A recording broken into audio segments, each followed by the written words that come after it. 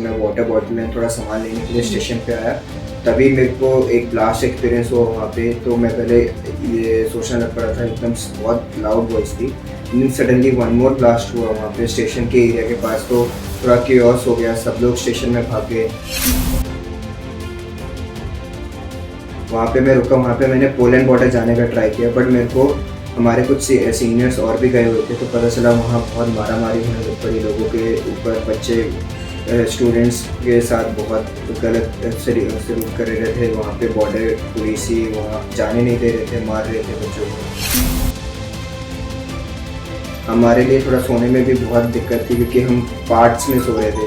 कुछ बच्चों को हमने बोला कि आप रात को जागें, और कुछ को बोला कि आप दोपहर को सो जाइए, तो हम ऐसे एक दूसरे को काम बांट के सोते थे। हमें सायरन्स की आवाज़, सायरन से ही हम उठते थे, सायरन से ही हम सोते थे। ऐसा ऐसा तो अगर इतना मैं सब कुछ डिटेल में बताऊँगा ऑब्वियसली वो टेंशन में आ जाएंगे। थोड़ा देर रुका, सडनली एक और वॉइस आई, फिर हम भागे, फिर आई जा रही थी गन फायर वगैरह इनकी वॉइस, फिर सायरन बहुत लंबे लंबे सायरन। तो इसलिए थोड़ा तो ये था कि क्या होगा, लेकिन थोड़ा माइंड स्टेबल किया हमने, कहा कि कुछ ना सोचना पड़ेगा। ਸਤਿ ਸ੍ਰੀ ਅਕਾਲ ਜੀ। ਤੁਸੀਂ ਦੇਖ ਰਹੇ ਹੋ ਟੀਵੀ NRI। ਮੈਂ ਹਾਂ ਬਿਨੂ ਸ਼ਰਮਾ। ਜਿੱਦਾਂ ਕਿ ਆਪਾਂ ਨੂੰ ਪਤਾ ਕਿ ਯੂਕਰੇਨ ਵਿੱਚ ਇਸ ਸਮੇਂ ਜੋ ਮਾਹੌਲ ਹੈ ਸਭ ਨੂੰ ਪਤਾ ਹੀ ਹੈ। 200 ਪਲੱਸ ਸਟੂਡੈਂਟਸ ਨੂੰ ਗਵਰਨਮੈਂਟ ਲੈ ਗਈ ਸਹੀ ਸਲਾਮਤ। ਅਜਿਹੇ ਸਟੂਡੈਂਟ ਸਮੇਂ ਸਾਡੇ ਨਾਲ ਮੌਜੂਦ ਨੇ ਜਿਹਦਾ ਨਾਮ ਹੈਗਾ ਸੌਰਵ ਉਪਾਧਿਆ। ਉਹ ਮੈਡੀਕਲ ਸਟੂਡੈਂਟ ਨੇ, 4 ਸਾਲ ਤੋਂ ਯੂਕਰੇਨ ਵਿੱਚ ਰਹਿ ਰਹੇ ਨੇ। ਯੂਕਰੇਨ ਵਿੱਚ ਉਹਨਾਂ ਨੂੰ ਕੀ ਕੀ ਦਿੱਕਤਾਂ ਆਉਂਦੀਆਂ ਨੇ ਔਰ ਕੀ ਉਹਨਾਂ ਨੂੰ ਪ੍ਰੋਬਲਮਸ ਆ ਫੇਸ ਕਰਨੀਆਂ ਪੈਂਦੀਆਂ ਨੇ, ਖਾਸ ਗੱਲਬਾਤ ਕਰਦੇ ਇਸ ਸਮੇਂ ਸਾਡੇ ਨਾਲ ਸੌਰਵ ਮੌਜੂਦ ਨੇ। ਤੁਹਾਡਾ बहुत बहुत स्वागत है। जी, मेरा नाम सौरभ उपाध्याय, मैं 4th ईयर मेडिकल स्टूडेंट हूँ यूक्रेन में। एक्चुअली मैंने खुद से एक फ़्लाइट बुक करी हुई थी 24 फरवरी की, क्योंकि हमारे तरफ से, इंडिया की तरफ से एक स्ट्रिक्ट एडवाइजरी नहीं आई हुई थी, और यूनिवर्सिटी भी मान नहीं रही थी। लेकिन मेरे को लगा कि फ़्लाइट करवा लेनी चाहिए। तो मेरी 24 की फ़्लाइट थी, और मैं ज़परीजिया सिटी में स्टूडेंट हूँ। तो वहाँ से मेरी ट्रेन थी to the capital city Kyiv. तो 23 फ़ेब को जब मैं निकल रहा था रात को, मेरे को बहुत न्यूज़ आ रही थी कि कुछ तो वहाँ पे इशू हुआ है, बाउंड्री के वहाँ पे अटैक शुरू हो गए हैं। तो हमें लगा कि मे बी बाउंड्री पे इशू होगा, यहाँ नहीं होगा। तो हम मेन कैपिटल सिटी में पहुँचे कीव में, एंड देन रेलवे स्टेशन में ही थे।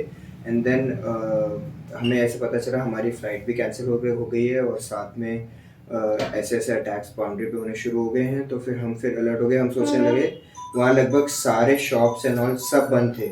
तो हम सोचने लग पड़े थे कि अब क्या होगा, क्या करना चाहिए। मैं जैसे मेरे फ्रेंड्स जो और भी थे, वो लोग स्टेशन के अंदर चले गए थे, वहाँ पे रुके हुए थे सामान के पास। लाइक मैं वाटर बॉटल एंड थोड़ा सामान लेने के लिए स्टेशन पे आया, तभी मेरे को एक ब्लास्ट एक्सपीरियंस हुआ वहाँ पे। तो मैं पहले ये सोचने लग पड़ा था, एकदम बहुत लाउड वॉइस थी। लेकिन सडनली वन मोर ब्लास्ट हुआ वहाँ पे स्टेशन के एरिया के पास, तो थोड़ा क्योस हो गया, सब लोग स्टेशन में भाग गए। इतने रश हो गया था कि सभी लोग वेस्ट की साइड ट्रेन बुक करने में लग गए थे, क्योंकि ईस्ट वाज नॉट सेफ। तो मैंने भी सोचा किसी तरह लाइन में मैं लगा। अप्रॉक्स 4 to 5 आवर्स लग गए मेरे को लाइन में ही लगे हुए। बट ये था, इतने आवर्स लगने के बाद किसी तरह मेरे को टिकट मिली। मैं वेस्ट साइड गया, लवीव में गया, वहाँ पे मैं रुका। वहाँ पे मैंने पोलैंड बॉर्डर जाने का ट्राई किया, बट मेरे को हमारे कुछ सीनियर्स और भी गए हुए थे, तो पता चला वहाँ बहुत मारामारी होने लग पड़ी लोगों के ऊपर। बच्चे स्टूडेंट्स के साथ बहुत गलत सलूक कर रहे थे। वहाँ पे बॉर्डर पुलिस ही वहाँ जाने नहीं दे रहे थे, मार रहे थे बच्चों को।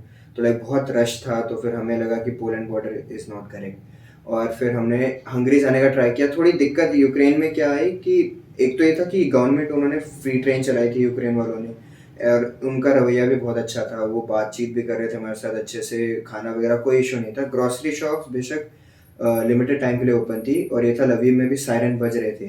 हमारे लिए थोड़ा सोने में भी बहुत दिक्कत थी, क्योंकि हम पार्ट्स में सो रहे थे। कुछ बच्चों को हमने बोला कि आप रात को जागें, और कुछ को बोला कि आप दोपहर को सो जाइए। तो हम ऐसे एक दूसरे को काम बांट के सोते थे।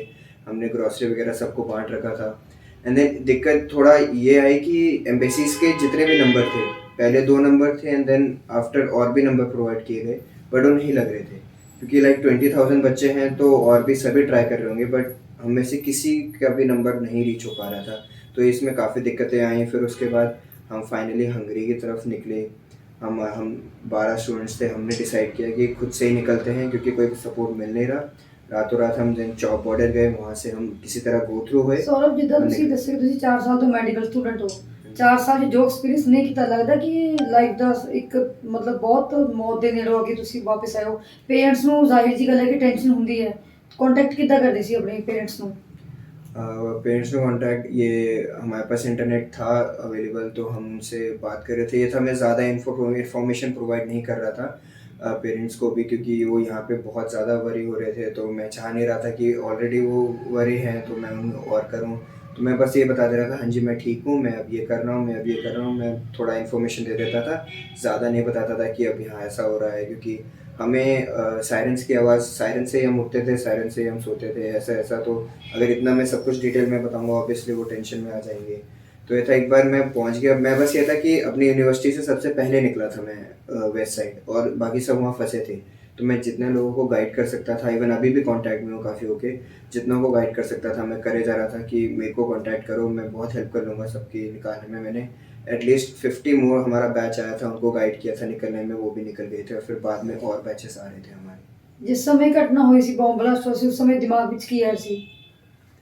थोड़ा फर्स्ट टाइम एक्सपीरियंस था, थोड़ा शॉकिंग तो था कि सडनली ये क्या हो गया एकदम से। एंड देन हम वहाँ पे हम थोड़ा देर रुका, सडनली एक और वॉइस आई, फिर हम भागे, फिर आए जा रही थी गन फायर वगैरह इनकी वॉइस, और फिर सायरन पे सायरन, बहुत लंबे लंबे सायरन। तो इसलिए थोड़ा तो ये था कि क्या होगा, लेकिन थोड़ा माइंड स्टेबल किया हमने, कहा कि कुछ ना सोचना पड़ेगा, माइंड को स्टेबल किया, और फिर हम निकले उसी वक्त। ਖਾਰਕੀ ਵਿੱਚ ਜੋ ਸਟੂਡੈਂਟਸ ਨਾਲ ਇਸ ਸਮੇਂ ਮਤਲਬ ਵਿਵਹਾਰ ਕੀਤਾ ਜਾ ਰਿਹਾ, ਉਹਨਾਂ ਨੂੰ ਟ੍ਰੇਨ 'ਚ ਚੜ੍ਹਨ ਦੀ ਨਹੀਂ ਦਿੱਤਾ ਜਾ ਰਿਹਾ, ਇਸ ਘਟਨਾ ਨੂੰ ਕਿਸ ਨਜ਼ਰੀਏ ਨਾਲ ਦੇਖਦੇ ਹੋ ਜੇ ਗੱਲ ਕਰੀਏ ਤਾਂ?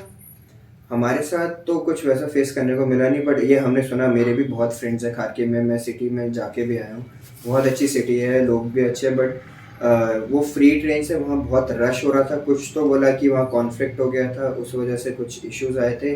मेरी बात भी हुई थी बच्चों से, तो वो बता रहे थे कि ऐसे ऐसे हमारे साथ थोड़ा धक्का मुक्की हो गई थी। फिर पर बाद में अभी मेरे को ये खबर मिली है कि सारे निकल गए हैं खारकी से, तो ये सुन के मेरे को अच्छा लगा है। हम वहाँ ये देख रहे थे, यूक्रेनियंस के साथ हैं हम चाहते हैं यूक्रेन वॉर जीत जाए, क्योंकि हम देख रहे थे वहाँ एक एक आदमी घर का निवासी लड़ रहा है यूक्रेन से, सिर्फ उनका फौज ही नहीं लड़ रहे हैं, एक ਸਰ घर वाले लड़ ਤੁਹਾਨੂੰ रहे हैं। ਮੇਨ ਦਿੱਕਤ ਕੀ ਆਈ ਸੀ ਉੱਥੇ ਜਿਸ ਸਮੇਂ ਘਟਨਾ ਸਭ ਹੋਈ ਸੀ? ਮੇਨ ਪ੍ਰੋਬਲਮ ਕੀ ਆਈ ਸੀ ਉੱਥੇ? मेन प्रॉब्लम ये आई थी कि अब जैसे मैं वेस्ट साइड ट्रैवल कर गया, सभी वेस्ट साइड जा रहे थे, मेरे फ्रेंड्स थे वहाँ पे, तो मेरे को रहने के लिए जगह मिल गई, बट लाइक टेम्परेचर -5। अब जिसका फ्रेंड नहीं है वो तो बेचारा रोड में ही ऐसे ऐसे घूमेगा, तो टिकट भी नहीं मिल रही है। ये तो फ्री ट्रेन उन्होंने प्रोवाइड करी, बट यही था कि पहले पहले ट्रैवल भी नहीं मिल रहा था, क्योंकि बॉम्ब्स गिर रहे थे, ट्रैवल टैक्सीज बंद, कोई भी ग्रॉसरी शॉप भी बंद हो रही है अगर आपने टाइमली मैनेज नहीं किया, तो लाइक खाने की भी दिक्कत आ सकती थी। फिर उसके बाद रोड ट्रांसपोर्ट भी बंद, क्योंकि वहाँ टैक्स हो रहे हैं, ट्रेन भी लिमिटेड चल रही है, फ्री चल रही है पर लिमिटेड। ये था, और अगर आप किसी को जानते नहीं तो वहाँ ठंड में ऐसे ही रहना पड़ेगा, लाइक ठंड भी बहुत बड़ा एक इशू है। तो मैं ये बोलूँगा, मैं किसी को जानता था वहाँ पे, मैं उनके पास रुका, मैं तभी बाकियों को भी गाइड कर पाया। और फिर वहाँ पे कुछ शेल्टर्स मैंने पता किए थे जहाँ मैंने बाकियों को ठहरवाया था। एंड देन फिर किसी तरह मैंने खुद, एक बार हमने 12 जनों ने रिस्क लिया, हमने कहा हम निकले शाम को ही, सुबह निकलना था बट हम पहले निकल गए। हमने कहा देखा जाएगा, वहीं पे सोना पड़े सो जाएंगे, लेकिन हमने कहा कि निकलना है। पर ये था, थैंकफुली हम निकल गए। फिर वहाँ जाके एम्बेसी का हमें रिस्पॉन्स अच्छा मिला, एंड देन मिले हमें लोग, उन्होंने फिर हमारा अकोमोडेशन खाना सबका देखा, एंड देन फाइनली उन्होंने ट्रेन से इवैक्यूएट किया। ਤੁਸੀਂ ਕੱਲ ਰਾਤ ਹੀ ਆਏ ਹੋ ਚੰਡੀਗੜ੍ਹ ਯੂਕਰੇਨ ਤੋਂ। ਗਵਰਨਮੈਂਟ ਦਾ ਬਹੁਤ ਅਹਿਮ ਰੋਲ ਰਿਹਾ ਇਸ ਘਟਨਾ ਵਿੱਚ, ਤੁਹਾਨੂੰ ਮਤਲਬ ਪਹੁੰਚਾਉਣ ਲਈ 200 ਪਲੱਸ ਸਟੂਡੈਂਟਸ ਨੂੰ, 200 ਤੋਂ ਵੱਧ ਵਿਦਿਆਰਥੀਆਂ ਨੂੰ ਇੱਥੇ ਸਹੀ ਸਲਾਮਤ ਆਪਣੇ ਆਪਣੀ ਸਿਟੀ 'ਚ ਪਹੁੰਚਾਇਆ। ਜ਼ਿਆਦਾਤਰ ਉੱਥੇ ਪੰਜਾਬ ਦੇ ਲੋਕ ਵੀ ਹੈਗੇ ਸੀ, ਚੰਡੀਗੜ੍ਹ ਤੋਂ ਹੈਗੇ ਸੀ, ਪੰਜਾਬ ਦੇ ਕਿੰਨੇ ਹੈਗੇ ਸੀ? हाँ जी, खारकीव तो मैं बोलूँगा उसको मिनी पंजाब भी कहते थे, क्योंकि वहाँ मोस्टली पंजाब के ही लोग हैं। खारकीव सिटी में, कीव सिटी में भी बहुत सारे हैं पंजाबी, ऑल ओवर में देखा जाए तो पंजाब के भी बहुत सारे हैं, बाकी हर एक रीजन के इंडिया के बहुत सारे लोग हैं। तो वहाँ काफ़ी लोग फंसे भी हुए हैं। अभी जितना हमारी यूनिवर्सिटी से, वो तो ऑलमोस्ट सारे पहुँच गए हैं। और ये बोलूँगा एम्बेसी से तो काफ़ी हेल्प मिली है, बट ये बोलूँगा जैसे बाकी कंट्रीज़ लाइक US UK, उन्होंने स्ट्रिक्ट एडवाइजरी निकाली थी, लाइक आप पहले निकल जाइए। एक ऐसी स्ट्रिक्ट एडवाइजरी हमें भी पहले आती, तो लाइक क्योंकि यूनिवर्सिटी ऑफलाइन करवाने के लिए ही बोल रही थी, मान नहीं रही थी, तो एक ऐसे अपने कंट्री से एक स्ट्रिक्ट एडवाइजरी आती, like you have to leave, otherwise हम बाद में हेल्प नहीं मिलेगी। देन लाइक ऑल बच्चे निकल जाते हैं। और अभी भी जो फ्री फ्लाइट्स हो रही हैं, ये भी थोड़ी पहले अगर होती, जो एयर इंडिया की पहले पेड फ्लाइट थी, वो फ्री में होती, तो लाइक सारे बच्चे निकल जाते, क्योंकि बहुत लोग अफोर्ड नहीं कर पाते हैं।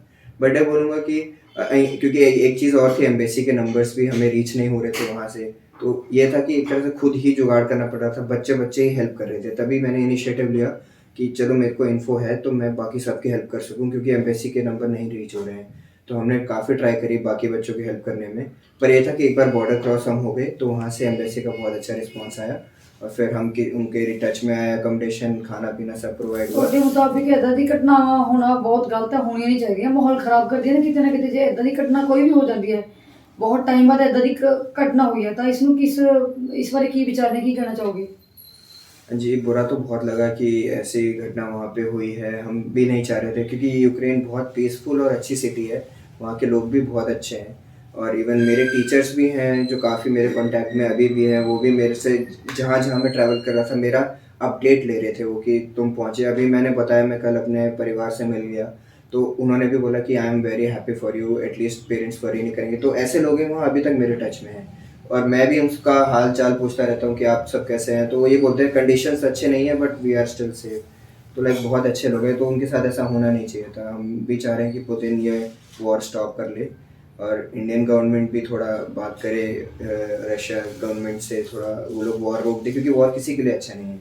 चाहे वहाँ हमारे साथ भी ट्रेन में जब वो बॉर्डर क्रॉस कर रहे थे बहुत लोकल यूक्रेनियंस भी थे, ओल्ड एज के भी थे, तो लाइक वो रो रहे थे क्योंकि किसको अपना कंट्री छोड़ना पसंद है। तो हमें भी देख के बहुत बुरा ਤੇ लगा। ਵਿਦਿਆਰਥੀ ਖਾਣਾ ਵੀ ਲੈਣ ਗਏ ਸੀ, ਉਹਦੀ ਮੌਤ ਵੀ ਹੋ ਗਈ ਹੈ, ਇਹਦੇ ਬਾਰੇ ਕੀ ਕਹਿਣਾ ਚਾਹੋਗੇ? ਬਹੁਤ ਇਦਾਂ ਹੋਣਾ नहीं चाहिए।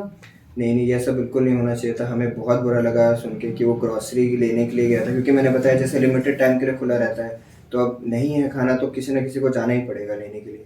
तो वो भी ऐसे ग्रॉसरी लेने गया था। हमें बहुत बुरा लगा सुन के कि वो भी अटैक्स में मारा गया। तो क्योंकि मेरा भी फ्रेंड ऑफ फ्रेंड था तो मैं जानता था, तो मेरे को बहुत बुरा लगा। 4th कोर्स का ही स्टूडेंट था वो भी, तो हमें सुन के तो बहुत बुरा लगा। तो थोड़ा और क्यूरियस मच गया था। थोड़ी फ़्लाइट्स भी अभी इंडियन गवर्नमेंट ने बढ़ा दी है।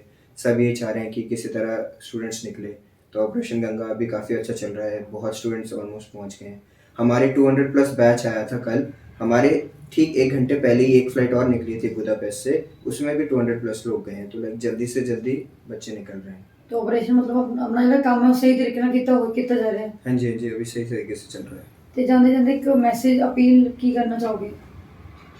मैं ये बोलना चाहूँगा कि वहाँ यूक्रेन में ये वॉर बिल्कुल भी ठीक नहीं है। हम चाहेंगे ये वॉर जल्द से जल्द रुक जाए, चाहे वेस्ट कंट्रीज हेल्प करे, इंडिया हेल्प करे, बट हम चाहेंगे कि बहुत अच्छी पीसफुल कंट्री है, उनके साथ ऐसा नहीं होना चाहिए। चाहे स्टूडेंट्स, बहुत सारे स्टूडेंट्स भी वहाँ पढ़ रहे हैं, बहुत सारे वहाँ पीसफुल लोग भी हैं। हम चाहेंगे कि वॉर किसी के लिए भी अच्छा नहीं होता है, चाहे दोनों साइड का लो, फाइनेंशियली भी या फिर लाइक पीपल वाइज भी। तो लाइक मैं ये बोलूँगा कि एक कंट्रीज डेवलपमेंट करती है अपने लिए, तो लाइक ये बहुत बड़ा लॉस है किसी भी कंट्री के लिए, चाहे जो अटैक कर रहा है और जो अटैक सह रहा है, किसी के लिए भी अच्छा नहीं है। तो इवन रशिया के लोग भी वॉर के लिए प्रोटेस्ट कर रहे हैं कि नहीं करना चाहिए। मैं ये बोलूँगा कि वहाँ जल्द से जल्द चीज़ें सेटल हो जाएं, लोग मतलब पीसफुल हो जाए हर जगह, कि लाइक शांति और अमन रहे वहाँ पे। ਤਾਂ ਤੁਸੀਂ ਦੇਖਿਆ ਸੀ ਕਿ ਮੇਰੇ ਨਾਲ ਯੂਕਰੇਨ ਤੋਂ ਵਾਪਸ ਆਏ ਵਿਦਿਆਰਥੀ ਸੌਰਵ ਉਪਾਧਿਆਏ ਨੇ ਸਾਡੇ ਨਾਲ ਖਾਸ ਗੱਲਬਾਤ ਕੀਤੀ ਤੇ ਕਿ ਕਈ ਕਿਸਮ ਦੀ ਦਿੱਕਤਾਂ ਦਾ ਸਾਹਮਣਾ ਕਰਨਾ ਪਿਆ। ਜੋ ਉੱਥੇ ਇਸ ਸਮੇਂ ਮਾਹੌਲ ਹੈ ਜਲਦ ਤੋਂ ਜਲਦ ਠੀਕ ਹੋਣਾ ਚਾਹੀਦਾ ਹੈ। ਆਪਰੇਸ਼ਨ ਗੰਗਾ ਆਪਣਾ ਕੰਮ ਸਹੀ ਤਰੀਕੇ ਨਾਲ ਕੀਤਾ ਜਾ ਰਿਹਾ। ਉਹਨਾਂ ਦੁਆਰਾ ਜਿਹੜੇ ਹੋਰ ਸਟੂਡੈਂਟਸ ਦੇ ਬਚ ਰਹੇ ਨੇ ਉਹ ਵੀ ਇੱਥੇ ਵਾਪਸ ਆ ਜਾਣ। ਤੁਸੀਂ ਵੀ ਕਮੈਂਟਸ ਵਿੱਚ ਇਸ ਬਾਰੇ ਵਿਚਾਰ ਸਾਂਝੇ ਕਰ ਸਕਦੇ ਹੋ ਕਿ ਜੋ ਯੂਕਰੇਨ ਦੇ ਵਿੱਚ ਇਸ ਸਮੇਂ ਮਾਹੌਲ ਹੈ, ਵਿਦਿਆਰਥੀ ਦੀ ਮੌਤ ਹੋ ਰਹੀ ਹੈ, ਲਗਾਤਾਰ ਜਿਹੜਾ ਮਾਹੌਲ ਹੈ ਖਰਾਬ ਹੁੰਦਾ ਜਾ ਰਿਹਾ, ਉਹ ਜਲਦ ਤੋਂ ਜਲਦ ਠੀਕ ਹੋ ਜਾਏ, ਸਾਰੇ ਆਪਣੇ ਘਰਾਂ ਵਿੱਚ ਸਹੀ ਸਲਾਮਤ ਪੁੱਜ ਜਾਣ। ਬਣੇ ਰਹੋ ਤਾਂ TV NRI ਨਾਲ।